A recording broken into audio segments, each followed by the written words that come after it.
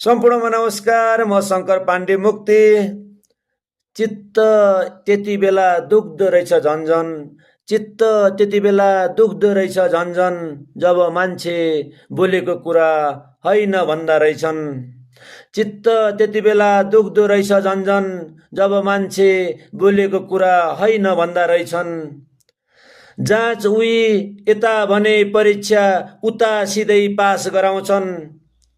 अझ नजिकको अर्को भेटेपछि सबै बिर्सन्छन्। एकले अर्कोलाई बुझ्ने कठिन समयमै हो भन्छन्, एकले अर्कोलाई बुझ्ने कठिन समयमै हो भन्छन्। साथी सहज हुँदा त सबले ताली बजाउँछन्। एकले अर्कोलाई बुझ्ने कठिन समयमै हो भन्छन्। साथी सहज हुँदा त सबले ताली बजाउँछन्। आफ्नो भने मूल्य राख्छन्, यता अरू देखाउँछन्। भोलि मेरो काम देखेपछि साथी पक्कै पछुताउँछन्।